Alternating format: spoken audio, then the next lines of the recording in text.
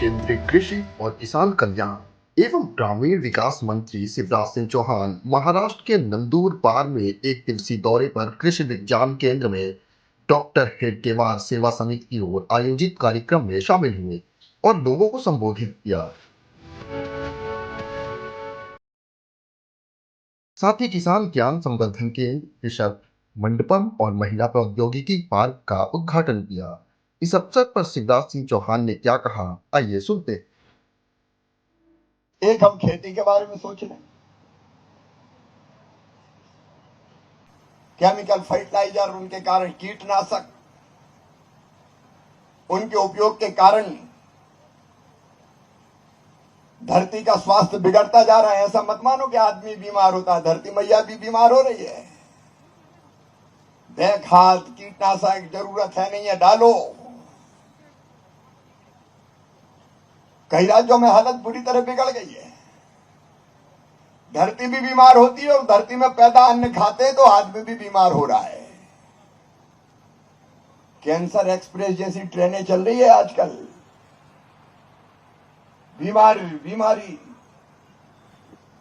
एक बार हम सोचे, क्या नंदुरबार जिले में सब जगह छोड़ दीजिए, हम एक साथ सब जगह नहीं कर सकते। क्या कुछ गांव तय कर सकते हैं जहां केमिकल और रासायनिक खाद और कीटनाशकों से रहित खेती करें, प्राकृतिक खेती करें। मैं पूरी जमीन पर भी नहीं कहता, अच्छा आप पूरी जमीन पर मत करो। अगर 2 एकड़ जमीन है तो आधे एकड़ पे करो। भारत सरकार ने मोदी जी के नेतृत्व में योजना बनाई है प्राकृतिक खेती। उसके लिए आवश्यक सहायता भी की जा रही है। गाय चाहिए, गोबर चाहिए, गौमूत्र चाहिए। मुझे विश्वास है कि कृषि विज्ञान केंद्र में प्राकृतिक खेती का प्रशिक्षण आप देते होंगे। हम यह प्रयोग करें कि पूरी में नहीं, कुछ गांव तय करके 1/4 जमीन में किसानों को प्रशिक्षण दें और प्राकृतिक खेती करें। कलेक्टर यहां बैठिए, आवश्यक व्यवस्थाएं करें। भारत सरकार ने भी प्रति एकड़ 4,000 रुपया की व्यवस्था की है। ये कोई अनुदान नहीं है, आवश्यकताएं जो पूरी करने के लिए गाय, आवश्यक यंत्र चाहिए, बीजामृत, घनजीवामृत वगैरह बनाने के लिए। एक हम इस दिशा में सोचें, रहीमन पानी राखिए, बिन पानी सब सून। पानी तो चाहिए, तो जल संरक्षण का काम यहां कैसे किया जा सकता है? 2-3 चीजें हैं इसमें। एक, उपलब्ध जल का बेहतर प्रयोग। तापी मैया यहां से बहती है, मैंने देखा नहीं, लेकिन मुझे बता रहे थे कि जगह जगह पानी रोकने की कोशिश हुई है, लेकिन वो पानी खेतों में नहीं पहुंच रहा है। तो प्रधानमंत्री कृषि सिंचाई योजना का लाभ उठा के क्या ड्रिप और स्प्रिंकलर के माध्यम से कम पानी को भी खेतों में पहुंचाया जा सकता है? आप प्रोजेक्ट बनाइए। आदरणीय मंत्री जी बैठे हैं, कृषि विकास योजना के अंतर्गत भारत सरकार की सहायता करेंगे।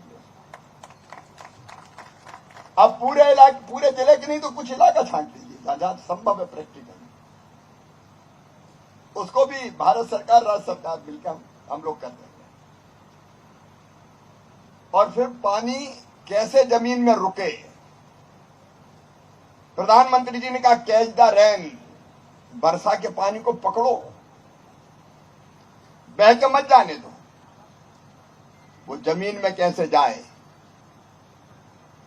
इसलिए माणिकराव जी, आप ही प्रभारी मंत्री हैं, आप मनरेगा का उपयोग कीजिए। मैंने कलेक्टर को भी कहा, मनरेगा के पैसे का उपयोग करके जल संरचनाएं बनवाई, और अभी बन सकती है, अप्रैल में, मई में, 15 जून के पहले जितनी बन सकती है।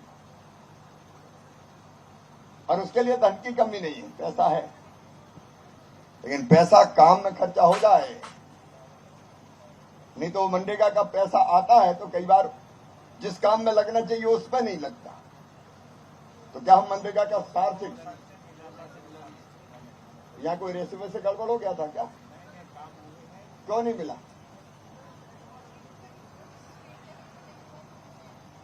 तो ऑडिट करवा दो आप, मैं रिलीज करवाऊंगा, आप चिंता मत करो।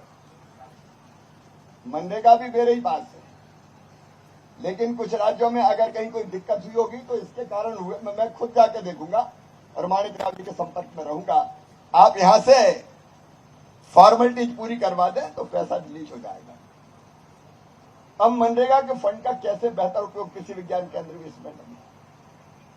पानी रोकने के लिए पानी धरती में पहुंचे उसके लिए इसका उपयोग करें। इसका हम इस प्रयत्न को करें। अगर ये वीडियो आपको पसंद आया है तो इसे लाइक ज़रूर करें। अगर चैनल अभी तक सब्सक्राइब नहीं किया है तो कर लें और नोटिफिकेशन पाने के लिए बेल आइकन भी दबा दें।